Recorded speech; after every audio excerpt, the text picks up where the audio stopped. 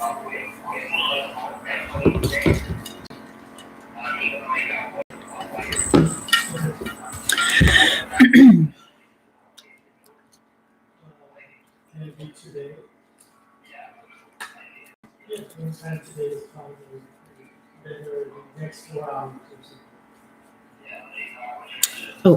sorry, I was looking at my stickers. My cute little couple stickers. I love them. I'm a big anime couple person, emoji person. Anyways,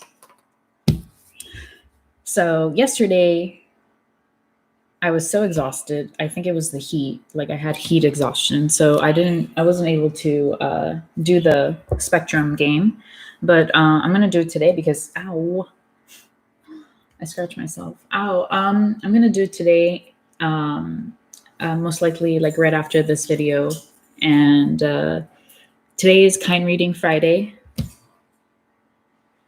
I swear, my dog doesn't seek attention until I'm sitting down doing something. Pain in the butt. So yeah, so as you know, hopefully it's self-evident, I love to read, and I'm always reading something. And I'm finishing, let's see, where are we? I'm midway through this book by Deepak Chopra. And I got this book on Thrift Books. It was like $5, $1. And it came out in 1997. So I think I was, hold on, my math. I was 6 years old. So I never got the opportunity to read a book like this until now. So anyways, I'm not going to read everything because, you know, if you like the book, buy it. Actually, I don't even know. Let's see if it's still, if you can still buy it. Mm-hmm.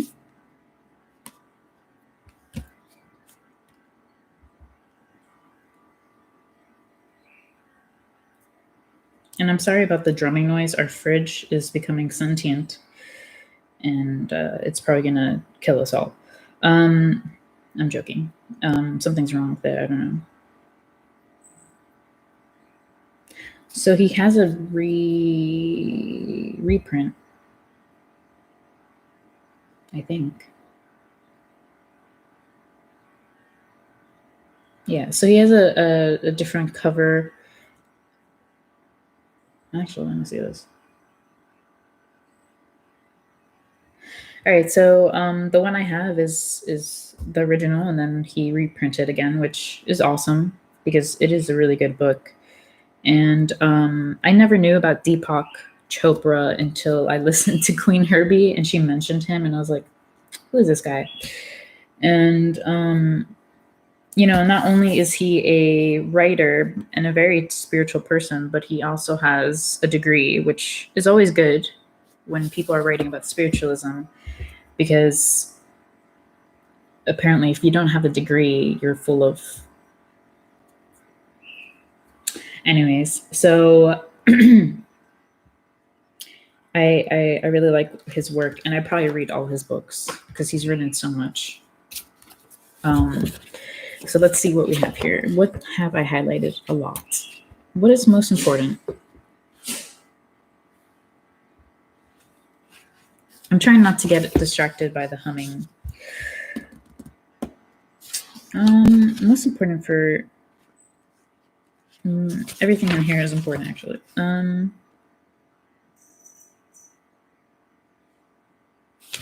Let's see what recently I discovered that was really important. So in this book, it's mainly talking about love, and he talks about love in different perspectives: psychology, because he is also a psychologist, spiritualist, and in terms of current modern love, he relates the whole thing. And he talks about how, where is it? I mean, it's mainly about love.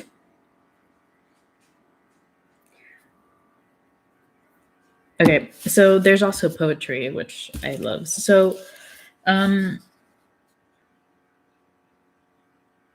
trying to articulate what I'm trying to say, like in my mind.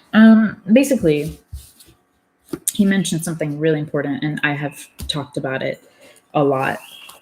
It's just, coming from somebody who has a degree, I can reference it in papers, so it makes me happy.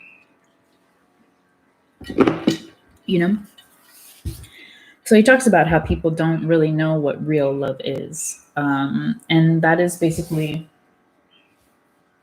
she's so cute. That is basically the problem in society, mainly in America. I think in other countries it's a little better, but I don't know yet. That people think that love is about receiving something back from somebody, like, and also they also think that love is just a word, but in reality, love is a verb. It's an action. You can't just say, I love you, and then expect that person to understand how you feel. Because not only is that lazy, but it's really just sad if the only way that you can communicate that you care about somebody is just by saying, I love you. Because in reality, you could be an abuser, beating your wife, and in the end, they usually say, this is proven, but I love you. I do this because I love you. So it's really just, it's just a matter, it's really telling of your mindset of what love is when you just say it as just a word.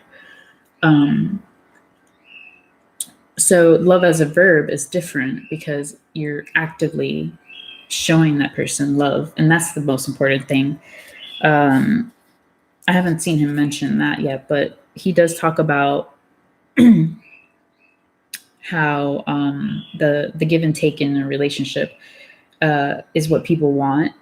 And in reality, if you truly love someone, you don't expect anything like in return, like at all. And that is the ultimate form of love. And a lot of people don't understand that. It's a hard concept for people to grasp because they'll think, oh, but if this person doesn't reciprocate, then why am I in a relationship? Why am I even bothering to be a couple? And that mindset is very toxic, because when you really love something, you'll do it because you love it and you're passionate about it, regardless of what comes out of it. You're doing it because it fulfills something in your soul. And to have an expectation that something's going to come out of it, it's really just not manipulation. I don't want to use that word, but it's just really immature, because the truth is, to find love, you have to love yourself 100%.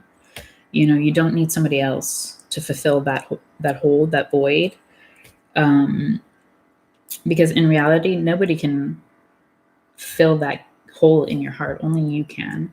So that's the thing that I deal with on a daily basis.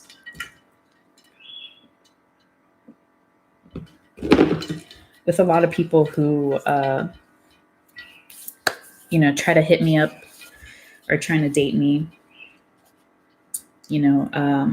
Honestly, it's just, I'm not going to say it's sad because that's mean, but it just, it just doesn't work with me. The typical one-liners, the typical blah, blah, blah. Like, honestly, like, I have no interest. Anyways, so there's a poem here, which I put little hearts, and it says, love knows that you exist and cares for your existence. Time the spirit can touch you in this world of time. With a new birth of the heart, you will see a new world. Why am I out of breath? Love is never old, but renews itself with every lover. Flesh and spirit can share in the same delights, and all people are innocent in the light of love. And then he goes into the sacredness and the divine element of being in love. So if you are in the true love, because I'm going to call it true love, and then there's superficial love.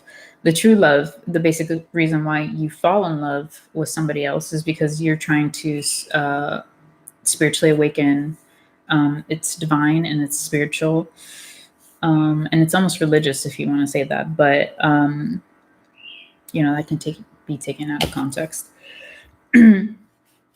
So the whole point of loving is to worship that image of God, because we're all images of God. We're all pieces of God, So that's the right way to do it. And then he goes on about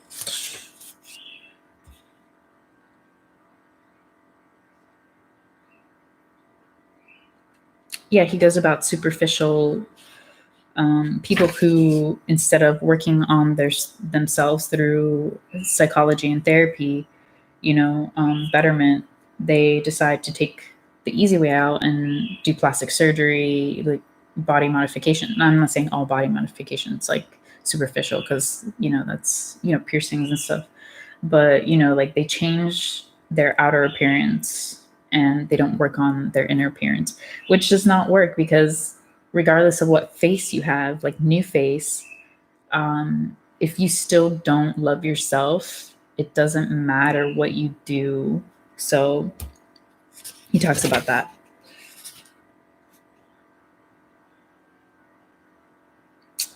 And he talks about how to be lovable. Where is it?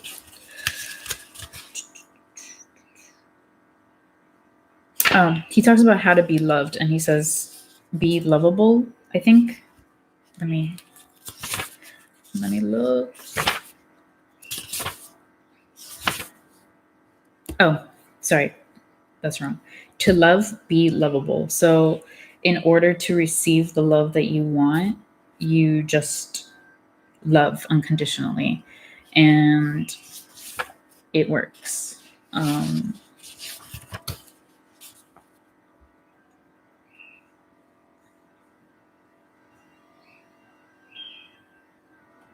Yeah, and he talks about fixing yourself and letting your soul shine through, and a lot of people don't grasp this concept. Like, the most beautiful thing in the world is not your physical looks, it's your soul, like, because in the end, looks fade,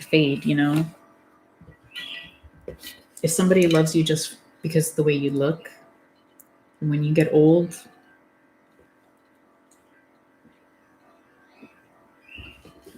what do you think is going to happen then? They're not in it for the long run.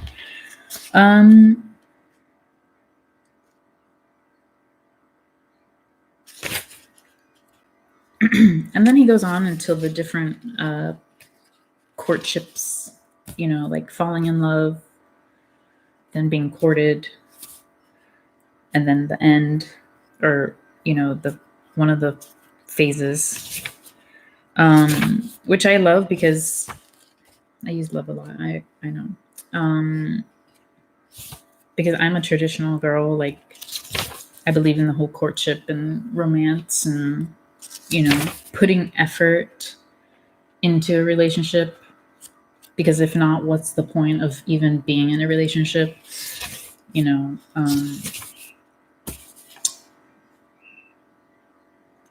then another quote he put, being shown a gesture of love is like being offered a portion of God, which I think is like the most romantic thing ever. Like, I love that. And I feel like I should get that as a tattoo. Anyways. Yeah. And then he's reiterating what I just said. In spiritual In spiritual terms, being infatuated means seeing another person as God, a divine being to be worshipped. So if you don't worship your husband, because I'm not saying boyfriends, I mean, boyfriends come and go, but if you don't worship your partner in life, what are you doing?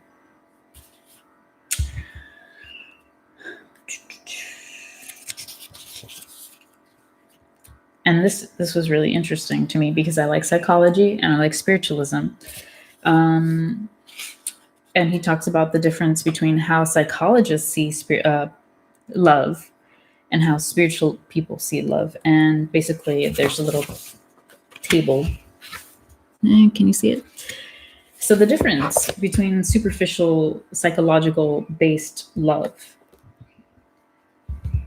because psychologists only believe in the mind, they don't believe in the spirit as well. There's some psychologists who do now, but most of them, they're trained that, oh, we are only our brain, and that's it, we're nothing more. So psychological views on love, they're temporary, they're illusory,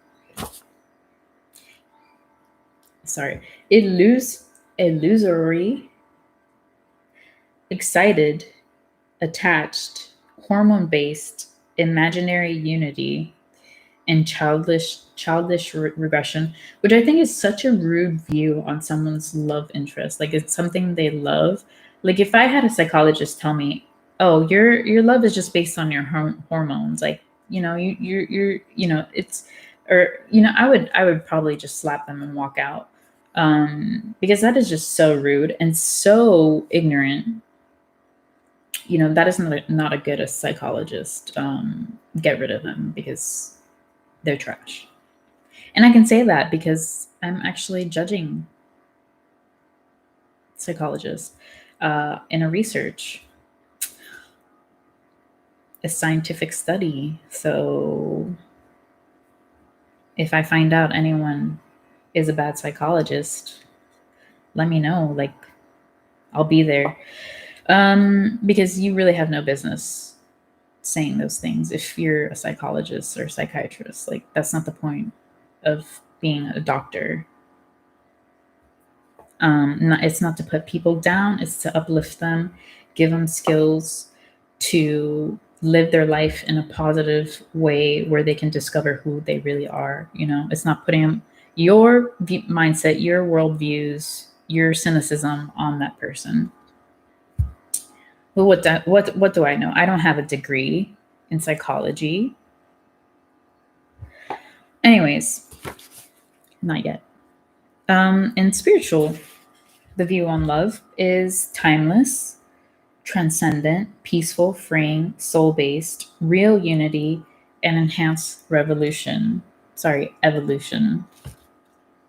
See the difference? There's a big difference. A very big difference. And then he mentions metaphysics, which is awesome because I love science.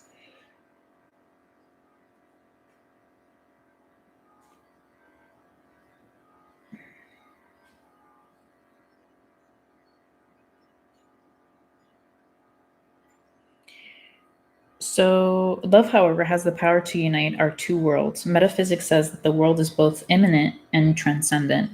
Immanent means material, changing, subject to time. Transcendent means eternal, timeless, and beyond the material.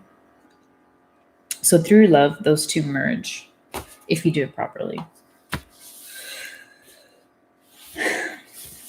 And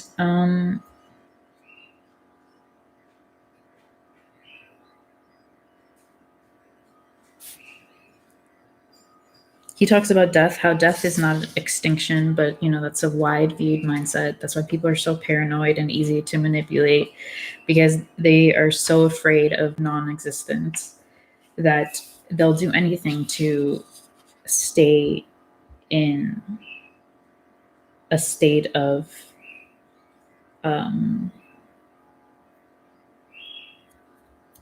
safety. So it keeps going on. He has a bunch of questions to ask, which I love that.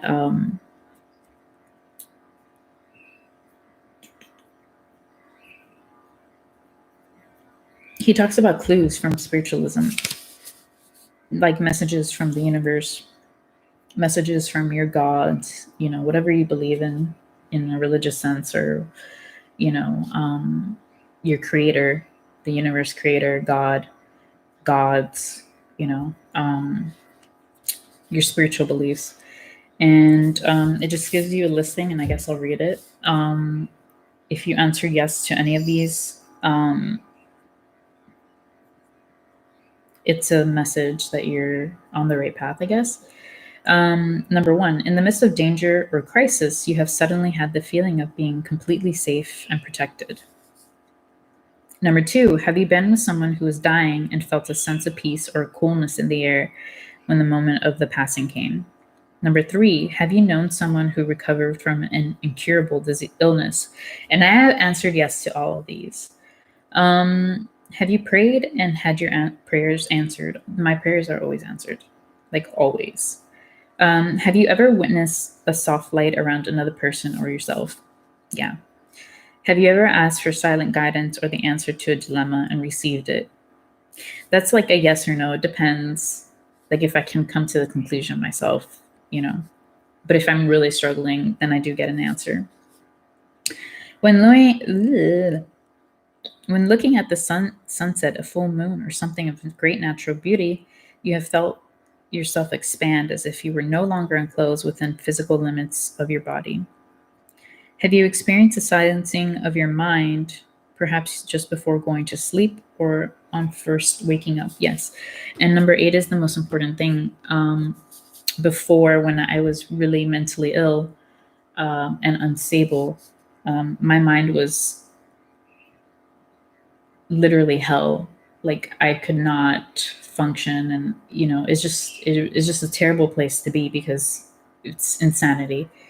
But after developing spiritualism and my spiritual practices and my religious beliefs, my mind has been quiet. Like I have complete control over any thought that I have, and which is a lot of things that it's a thing that is lacking in psychology to teach people with mental illness that they can control their thoughts.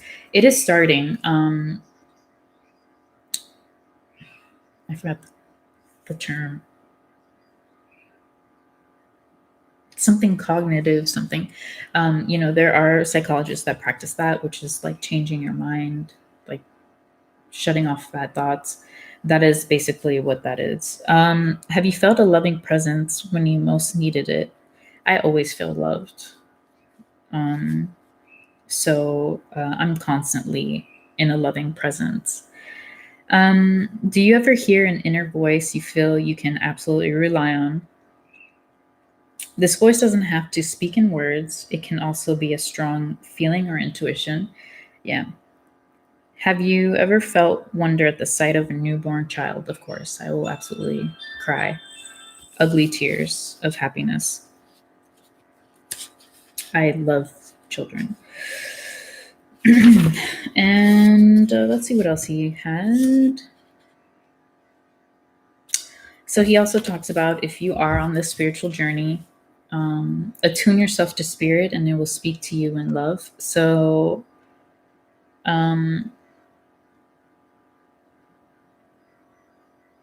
it also talks is like he says that spirit is gentle. It persuades by the softest touch. This message never gets louder, only clearer, and that's true as you spiritually awaken. The message is not going to be like in your face like a slap. Well, that happened to me one time. Like they slapped me with some information, and I was like, Jesus.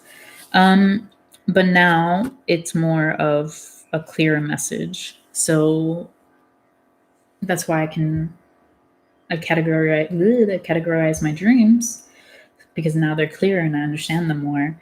And everything involved with the universe and God and spirit is kind and loving and motherly and fatherly, because there really is no gender. There's yin and yang, whatever.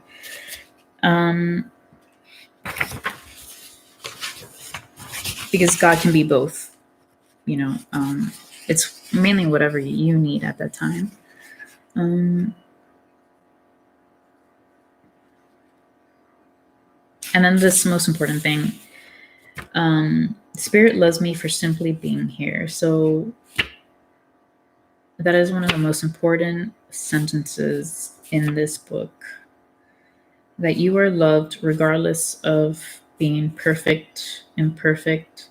You just are loved for being here, you know. There's really nothing you have to do but just be yourself and exist. And then he has examples of people he has talked to who have, you know, a very toxic view on love. And that's always great because, you know, you can relate to that.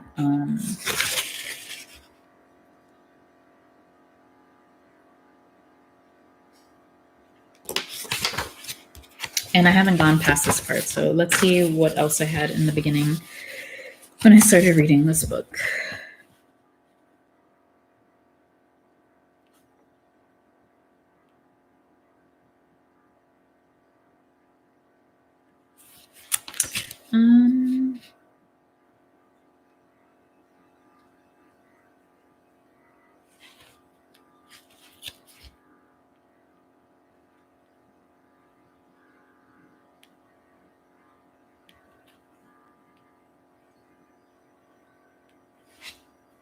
Yeah, talking about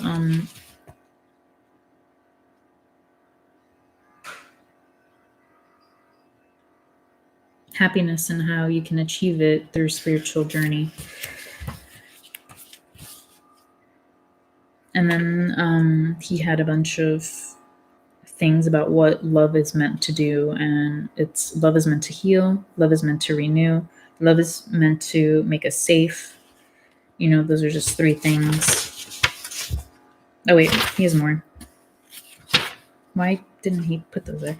Love is meant to heal, love is meant to renew, love is meant to make us safe, love is meant to inspire us with its power, love is meant to make us certain without a doubt. So if somebody really loves you, like, you'll know without a doubt. Like, or if you love somebody, like truly love somebody, you'll know without a doubt. Like, no questions. Like, you just know. Love is meant to oust all fear, and love is meant to unveil immortality. What else do we have? I mean, that's pretty much it, because I'm still halfway.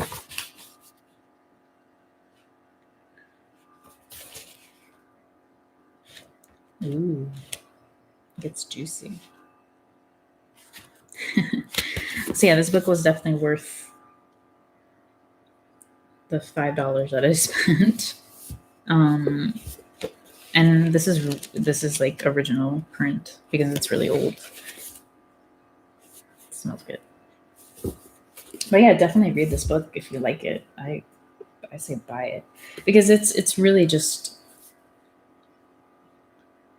like, it's just so handy if you really want to have a relationship that is eternal and everlasting and so deep that no one can ever break it. Then you should read this book. And also for kids, like teenagers and young lovers who think that, you know, they have to seek validation from somebody else in order to be accepted. This is really important, because the only validation you need is yourselves, yourselves. One of those. Let me drink some water.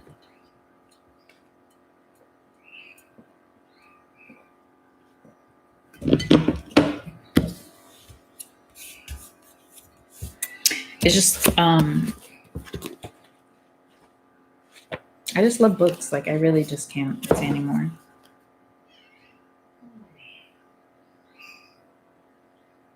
Oh, they had something about marriage. Oh, he has more stuff.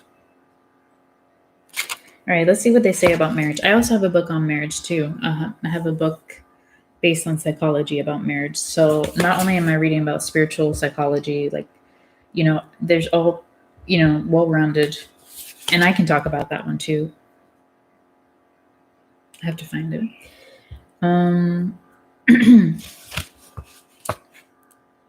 I forgot the name of it. Let me go look at it real quick.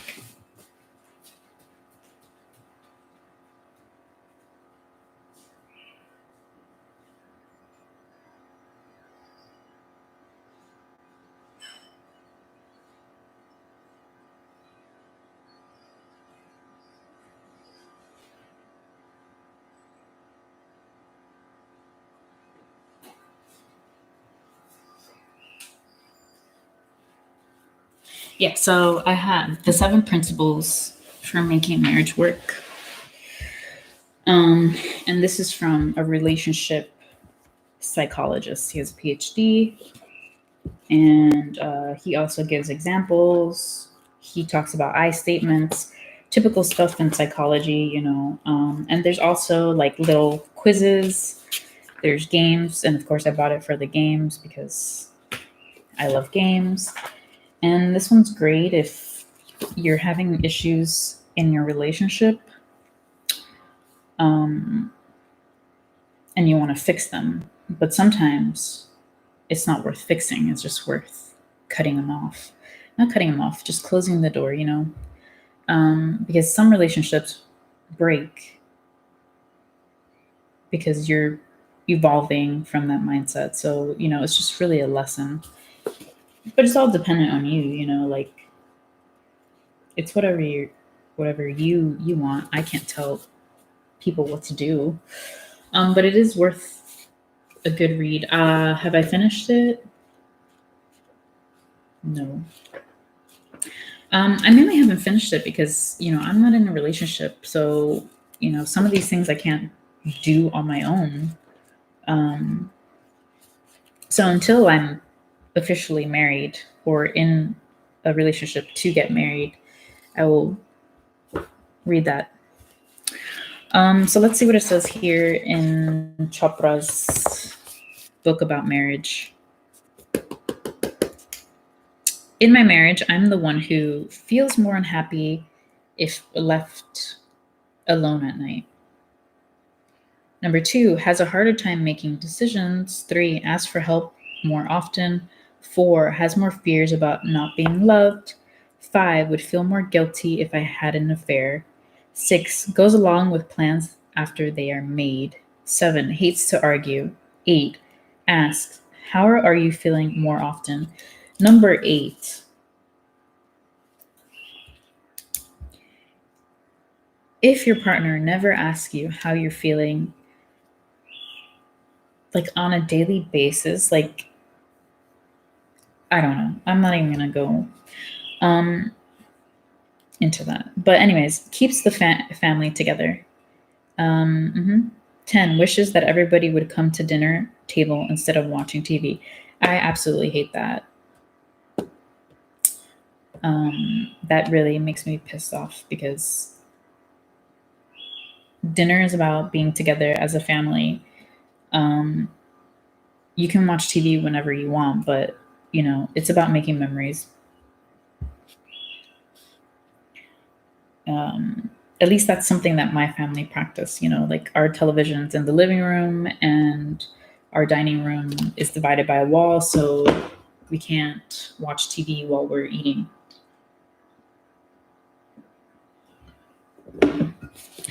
The whole thing about eating microwave dinners and just watching TV, like you're not building communication and you're not building relationship. You're just there. Number 11, can't help but show how I feel. Number 12, writes all the Christmas cards. That's kind of sad.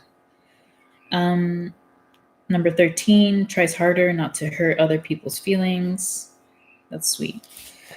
Would rather cooperate than raise disagreements.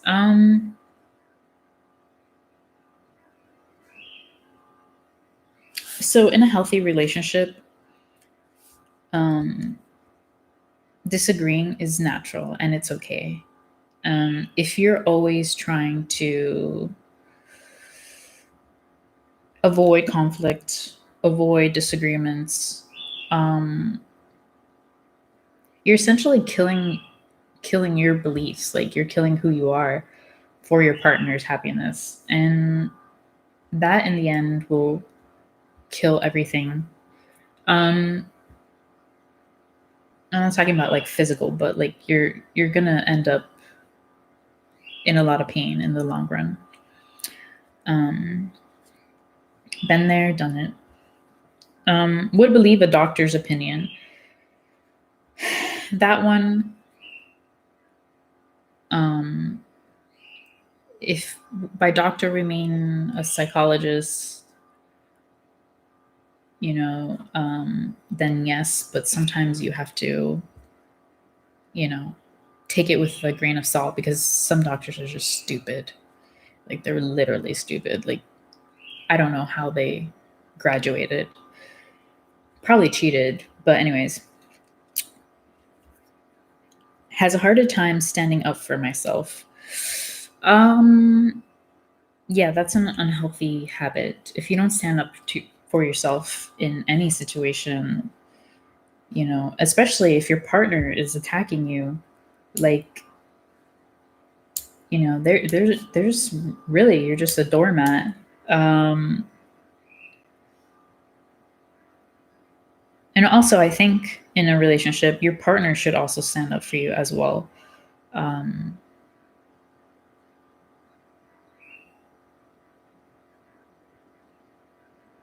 Suffers in silence. That is the worst thing you could do if you're in a relationship. Honestly, you're just better off being single. Because if your partner's not there when you're suffering, what are they doing? There's really no point. Needs a good provider. In a healthy relationship, you don't need anyone to provide anything. Wishes everybody would just be nice at Thanksgiving. I don't know. Like, I'm very blunt. So if I was at Thanksgiving and somebody said something racist or like ignorant, like, I will say something. It depends on my mood, really. Won't call a friend on the carpet no matter what. What does that mean? I gotta look that up. I don't understand that.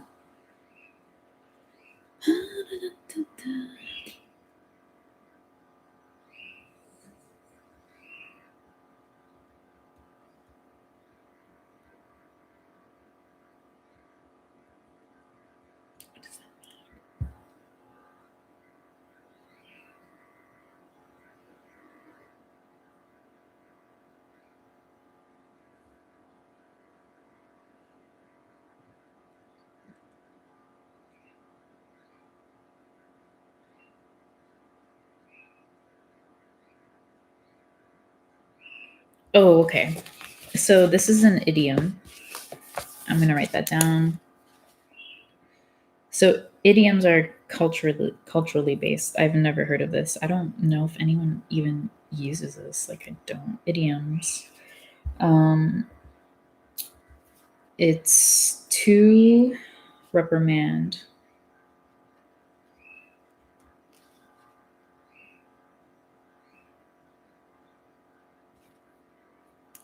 A person. And it says when done by someone of clear superiority.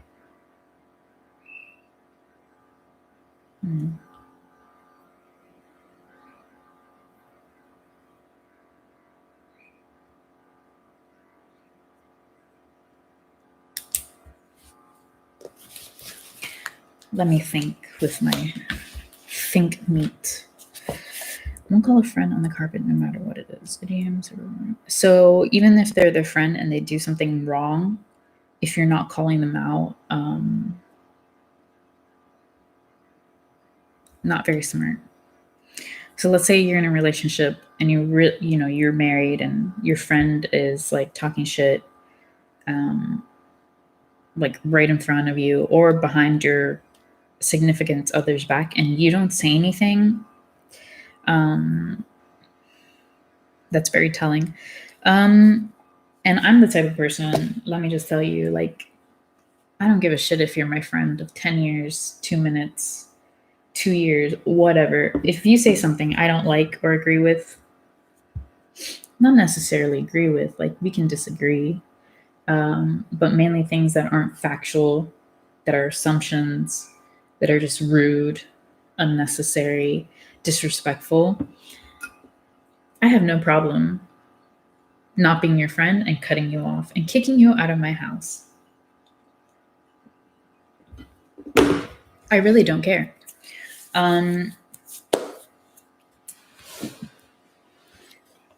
That's not a real friend.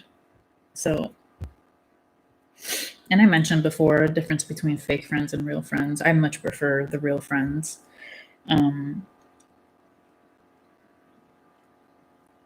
Has a harder time asking for a raise. Self-worth, pretty much. You have to have good self-worth and really value your time and your talent. Because if you don't, like, everyone's going to take advantage of you. They're going to undersell you. And, it's just really like, just as an artist, I get I get it all the time, and all artists do, like, oh, your stuff is too expensive. It's like, well, first of all, my art is part of my soul, and that is worth immeasurable amounts of money to me. Second, I went to school for 4 years. I am in deep, immense debt. I need to pay that shit back. Third, if it's too expensive for you, go get some cheap art somewhere else. I never lower my rates for anyone, for anything I do, except for charity and volunteer work. If I agree with their movement, their cause, yes, I will pretty much give them free to low pricing. But when it comes to personal art, like personal work,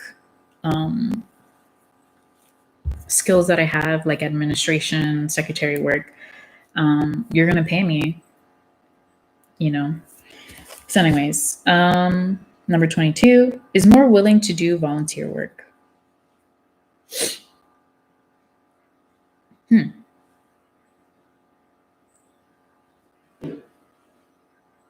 I don't understand what he means by that. I mean, that's a good thing for me, volunteer work. All right, anyways, and then he says that you tally yourself. How many points do you put? Give yourself 1 point for each of the answers that applies to you. Now tally your score. 15 to 22 points. You have a deep streak of dependency and seek your security through a stronger mate. You might have a hard time agreeing with the statement, I am enough, because you identify with family so much. Claiming power in your relationship frightens you. You equate doing this with losing love. You are also more likely to be a woman than a man. True. 18 to 14 points. You are comfortable giving away some power in your relationship in order to feel secure. The statement, I am enough, sounds possible to believe, but perhaps not that important. Meeting your inner needs on your own isn't something you've consciously set out to do, except in a limited way. Validation from somebody else. 2 can live more strongly than 1 is still your motto. Most people fall into the category, although many men would give themselves a lower score than their wives would. 0 to 7 points. Your sense of relationship is based on ego and control. You prefer the notion that you are the strong one in your marriage over the possibility that you are actually the selfish one. To you, I'm enough means I get what I want.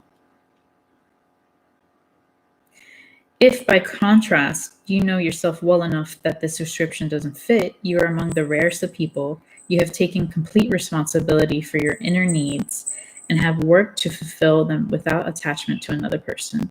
I am enough is spiritual credo you have learned to live by after years of raising your own consciousness. So I have 0 points, and I'm not the top half of that paragraph. I'm the lower half. I'm proud of myself. Because that was a hard journey. It was not easy.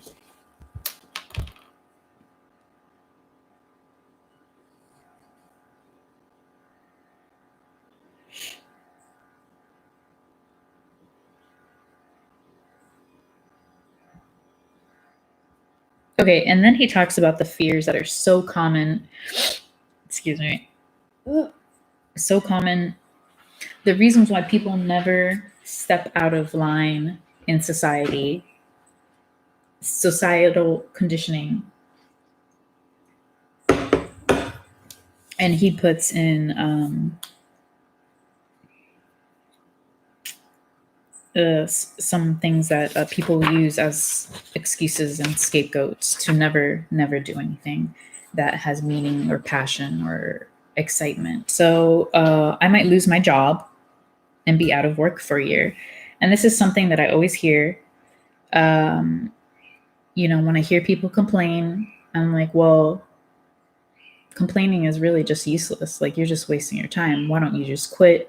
Why don't you find your own job? Why don't you make your own job? And people are full of excuses. They're like, but and at that point, I'm just like, okay, bye.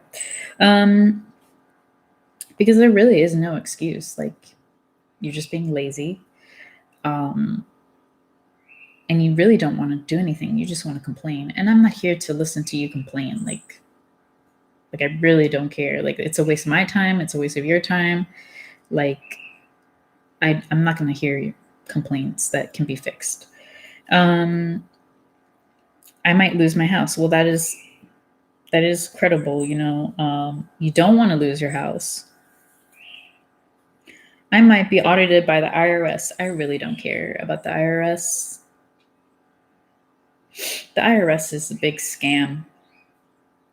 I might get cancer. Having that mindset that you might get cancer, oh my God. I might be arrested. I've been arrested. Who cares? I might go bankrupt. Nothing wrong with being bankrupt. It's actually freeing and liberating and a new beginning. Clean slate. I might lose my family. If you lose your family for any decision that you consciously make out of trying to better yourself, out of trying to be a better person, out of love, then they weren't really what you need to support you. Yes, they're still family, but you can always make another one. I might get a divorce, and people are always afraid of divorce.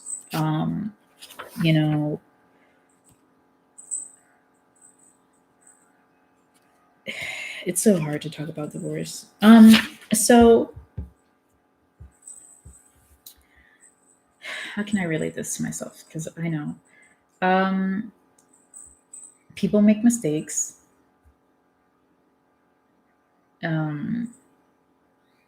The person that you fell in love with in the beginning, yes, you were truly in love with them. You still love them. But in the end, if you're outgrowing a person that's here, in reality, you're going to be the one that suffers the most, because you're essentially killing yourself. You're committing spiritual suicide to stay in stagnation while you're up here. And that person is never, ever going to be able to satisfy you in a level that is more than physical. Like I'm talking about intellectual and spiritual. And for me personally, I've never been married. And when I do decide, when I do decide to get married, for sure, I'll know this person is the right one, because it's not only about physical, and chemistry. It's about, does this person have the capacity to teach me something? I think that's the most important thing in a partner. If your partner does not teach you something, if you don't learn from each other, I wouldn't get into that relationship. Because, it's just more fun that way. Like, I'll teach you this and you teach me that, and we'll grow together, instead of somebody being up here, somebody being down here. It's about being in the middle and expanding. You like my hands? Anyways, I might be fired. I don't care if I get fired. Don't let people hold that over you. You are not your job. You are not the 9-to-5 worker. You're not the customer service person. That is not your life. Okay? Get fired. Have some fun. Fuck shit up. Oh, I cursed. Anyways, I might be humiliated over an affair or other sexual misconduct. So in this part, I don't agree with affairs and sexual misconduct. If you're in a relationship, that should not be happening, regardless of how you feel. Be the man, be the woman, be the adult, and end the relationship and do what you're passionate about. That's it. If you're having an affair while you're married, while you're in a relationship, I will humiliate you.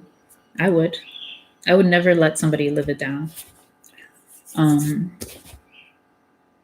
That's how I be. I might have a heart attack.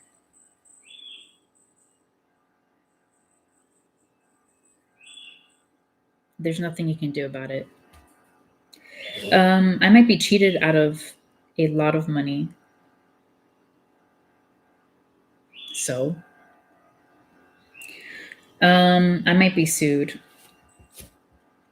Been there, done that. Don't care. I might start drinking heavily. Okay, well, that's a problem that you need to address. It's not because somebody else is making you drink heavily.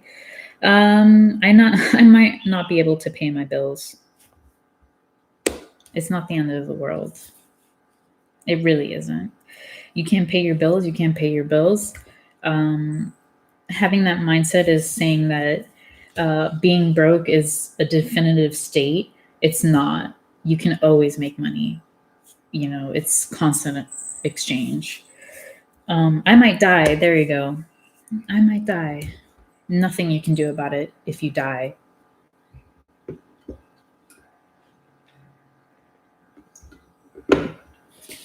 And then, there's a score. A score of 9 or more means that you have great anxiety about your survival.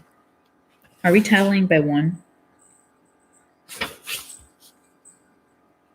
It's a score of 16 maximum. Let's see what it says. A score of 9 or more means that you have great anxiety about your survival. You approach life defensively and are not likely to be the kind of person who has found a spiritual vision or any strong inner purpose in life. Because you're so busy avoiding or obsessing about all the horrible things that might happen to you, you don't have much time to seek higher fulfillment. Common. If you score an 8 or less, you have a realistic view of life life's dangers. You may or may not be spiritual. You may not even see yourself as a seeker, but are least likely, but are at least you have created enough inner expansiveness that spirit can contact you. You feel open to the world and interested in the possibilities. Whereas a person with strong survival fears thinks that life is dangerous with islands of safety, you think life is safe with a few islands of danger. So yeah, this is the people that I'm talking about. They will never, they'll stay on that island of safety when they can see that there's a paradise beyond. But because that island may be dangerous, they may die in the process of getting there. They're just going to look at it longingly and basically die on that island of happiness, never experiencing what life can be. And that is a sad life to live. If you scored 0, you are denying reality. Either you didn't take the test seriously or you live in a fantasy of invulnerability. You're likely to take big risks that end in disaster, although you would be the last to admit it. Survival fear is the deepest motivation for attachment. Whenever you feel that you have to hang on and cling to something in order to survive, you are perched over a black hole. Although this is a powerful metaphor, many people do not believe that black holes are real. Black holes are obviously real. This was in 1997. We've proved it. Like, they're real. Let's take us to the physical appearance is a source of insecurity for almost everyone, men and women alike. Women tend to express this insecurity directly with thoughts such as, I'm not pretty, I'm too fat, my breasts are too small, I'm not young anymore. Men tend to express this insecurity indirectly with thoughts such as, I'm out of shape, I can't perform the way I used to. Women don't notice me. I'm lucky anyone will have me. These are all negative thoughts that we cling to for one reason only. We are protecting ourselves from even worse thoughts lying underneath. So yeah, this is negative conditioning, negative self-talk based on insecurity.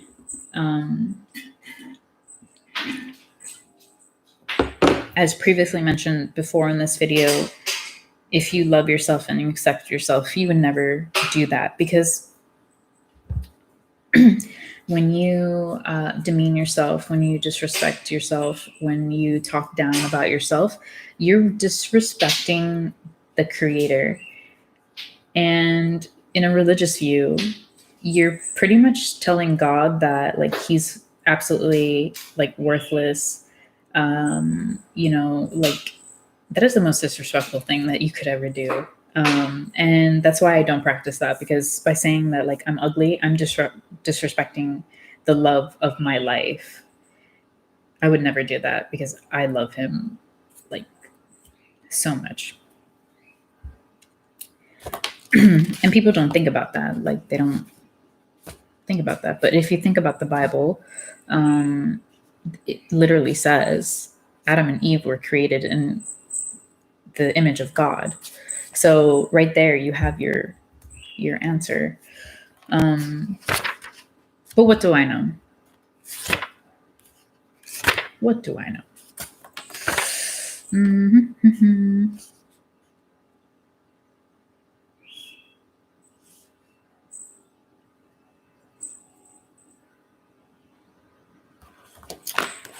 It just continues to have examples. Let's see. Another quiz.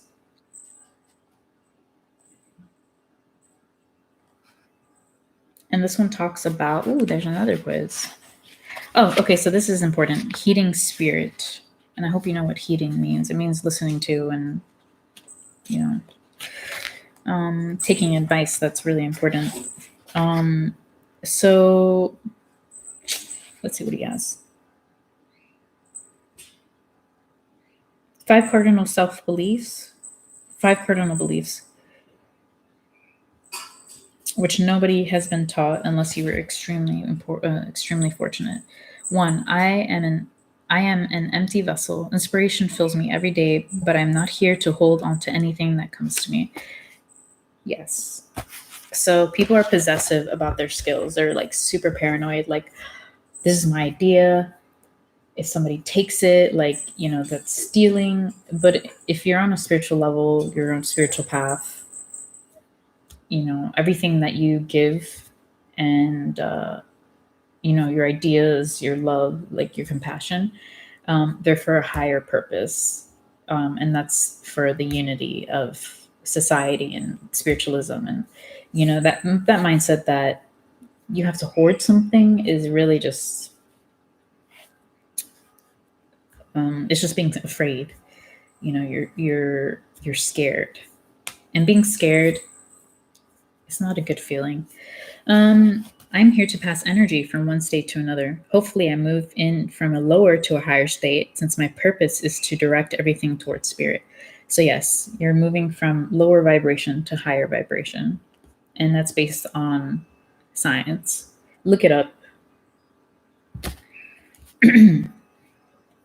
I do not have to control the flow of reality. I bend where spirit bids me. You can't control anything. Be like water. The fullness of spirit, not my ego, provides. Yes. If I live from the source of creation, only good can come to me. Everything from spirit comes from love. Yes. Preach. That's the level that you want to reach. It's the most beautiful thing in the world. I'm not going to cry.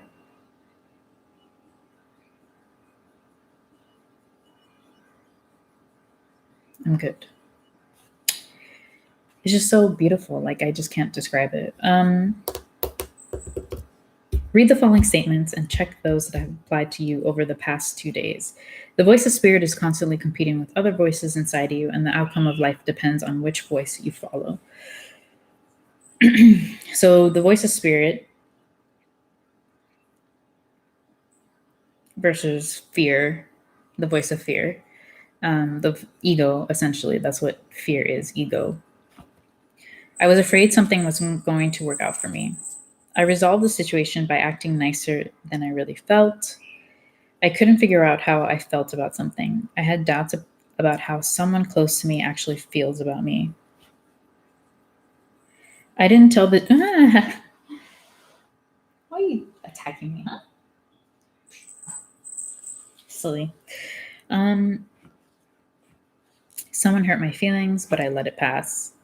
That is not a good thing to do. If somebody hurts you, you have to express. You have to express that because your feelings are valid. I had worries when I went to bed, or I had a bad dream, or I had insomnia. Those are all things that are kind of not warning signs, but blatant signs that you have to address something that you're not addressing. And once you address that and you work on it, come to terms with it, accept it, you'll be okay. You'll sleep. Someone let me down. I thought about how good things used to be and wished I could go back. I felt frustrated by some part of my life that's gotten out of control. I regretted something I said. I mean, that happens, I felt bad about my feelings. Don't feel bad about your feelings. They're your feelings for a reason. I talked behind someone's back. We're not perfect. No one's perfect. I complained to someone who couldn't help the situation I was in. You see, like, complaining is just, you can only help yourself. Someone bothered me, but I didn't confront them. Again, like, you have to stand up. I was afraid to ask for what I wanted. That line itself, literally, like, how how do I phrase this? If you never ask, you will never know. And there's nothing wrong. There's nothing really that can go wrong if you ask. Yes, there's there's an ideal outcome, and there's not so ideal, but like it's not a life or death situation. Like people are so dramatic. I didn't say I love you. Nothing wrong with not saying I love you. You can always show it. I felt bad about myself. That happens. I looked at the news on TV and thought things were really getting worse. That is something that people do. They don't get worse. They've just been there, and you really have to take self-care. What are you doing? Stop scratching the chairs. Come over here. Gently. Gently. Come here. And I'm ignored. Nothing seemed to go right. That's just your mindset.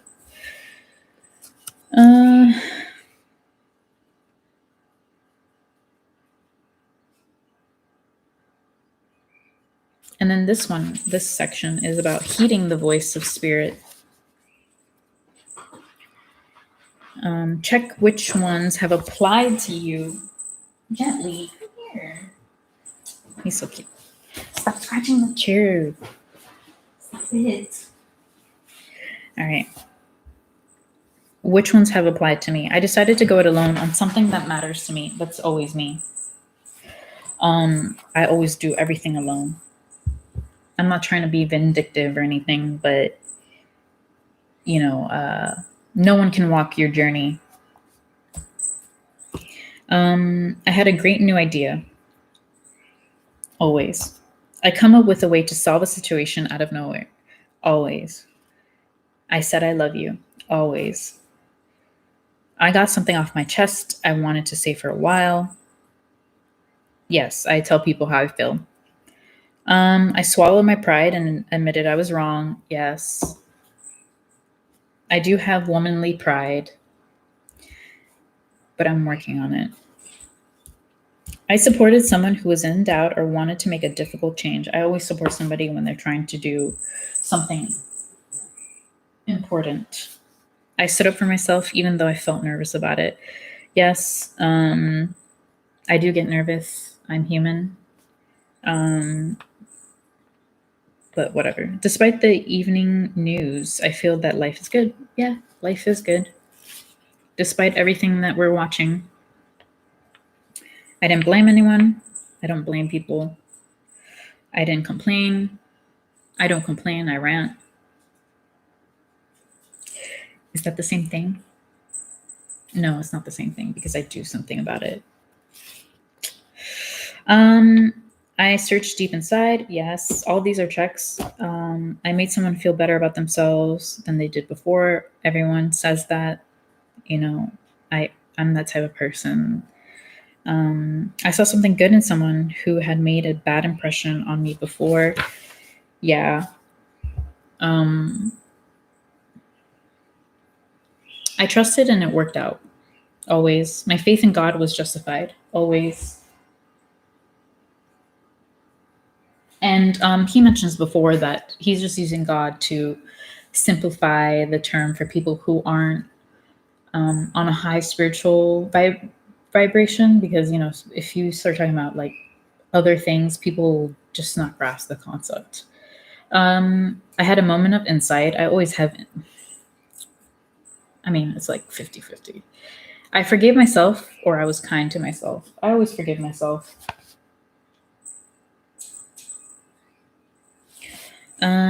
I was tempted to jump to conclusions, but didn't. So that is something that I try not to do.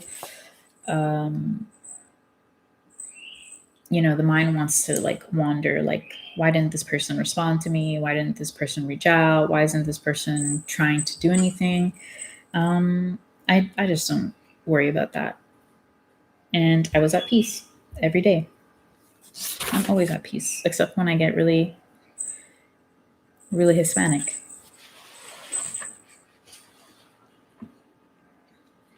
And then it just keeps going. This is just beautiful, a beautiful book, which I would probably finish.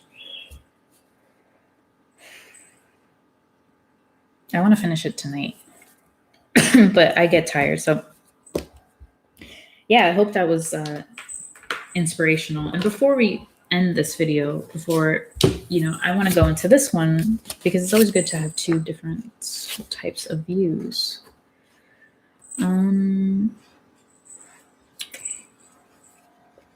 What is a good thing? Let's exploring more myths about marriage. The notion that you can save your relationship just by learning to communicate more sensitively is probably the most widely held misconception about happy marriages. But it's hardly the only one. Over the years, I've found many other myths that are not only false, but potentially destructive. Those are dangerous because they can lead couples down the wrong path, or worse, convince them that their marriage is a hopeless case. Among these common things, neurosis or personality problems ruin marriages.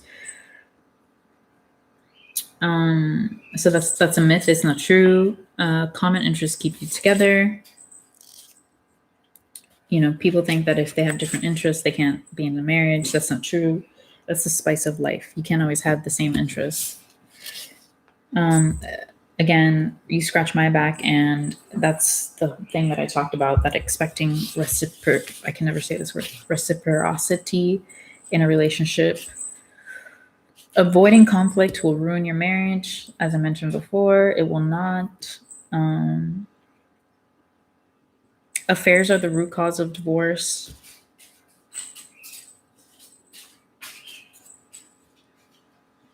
Men are not biologically built for marriage. That is so not true. Men and women are from different planets. We're not from different planets. We're from Earth. It's just having that mindset is what's going to mess you up in the end. Let's see what else there is here.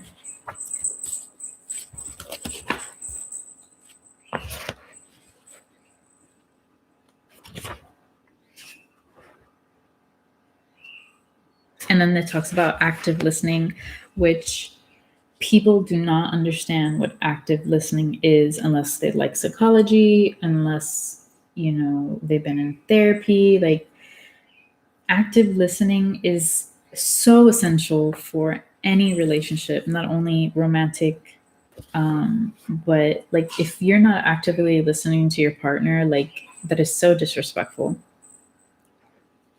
So here are the active listening skills. The instructions, it gives you instructions. So take turns. Each partner gets to be the complainer for 15 minutes. You're just letting them rant and listen. Like, you don't have to say anything. You don't need to put your opinion in. This happens all the time when I'm ranting. People try to put their opinions, and it's like, listen, mother, I'm ranting because I need to get this off my chest. I'm not asking for your little opinions. I don't care. Shut up. Show genuine interest. Don't let your mind or eyes wander. Stay focused on your partner. Make eye contact and say, I agree. Because if you're not paying attention, that's not active listening. Don't give unsolicited advice. What did I just say? Do not give unsolicited advice. If I wanted your advice, I would ask. Okay, I don't want unsolicited advice from anyone. Like, I really don't care. If you want advice, ask for it. Okay, if that person that's ranting, that's expressing themselves, wants advice from you, they'll ask for it. But don't be like, well, in my opinion, like, shut the I caught myself. Communicate your understanding.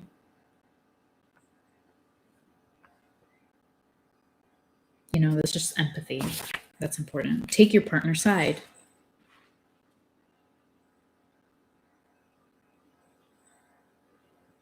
So yes, sometimes you have to take your partner's side. I mean, that's part of being in a partnership. Because if you're not on their side, then what are you doing? Like, and that usually leads for them seeking validation from somebody else. So then, what's the point of being married or in a relationship? Express we are against others' attitude. That you're a team, obviously. Show affection, of course. Validate emotions, of course. And then he has examples of people who do the don'ts. And I'm not going to go into that because then we're just going to end up in this deep hole of me ranting.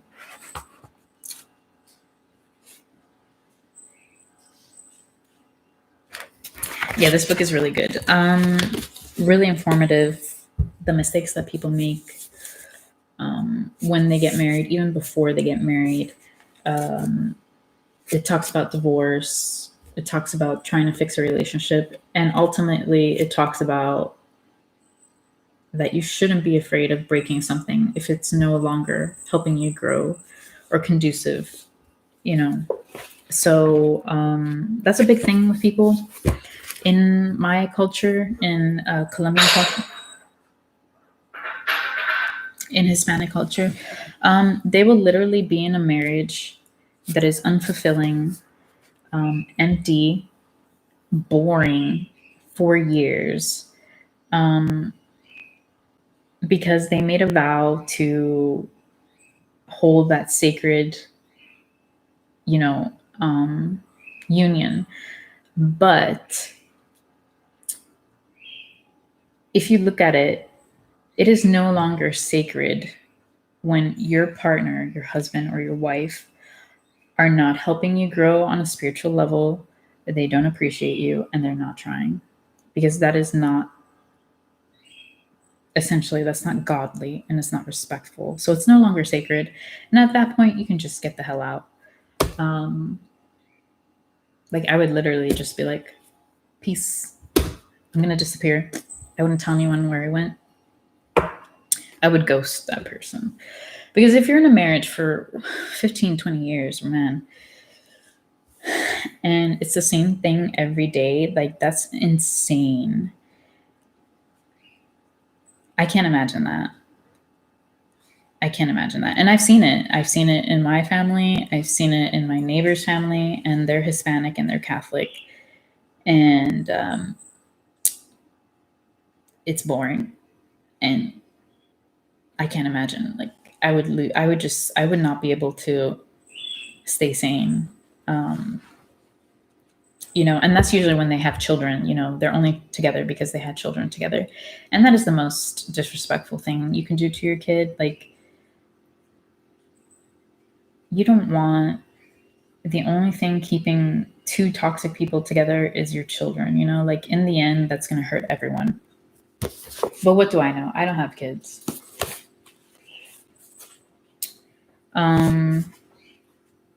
Emotionally intelligent husbands.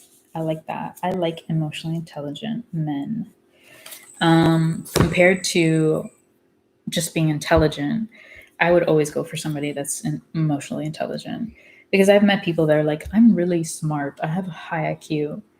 They're not. They're really stupid. So yeah, these two books, if you're going to buy something, get these two. Great read. And I'm also very hungry now. It's 10 o'clock. So I hope you enjoyed that. I hope you learned something.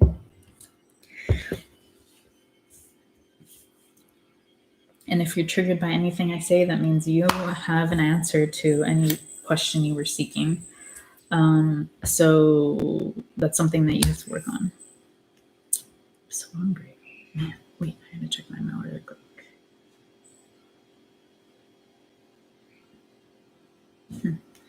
Yeah. So in order to do anything, you have to love yourself and respect yourself and make hard decisions.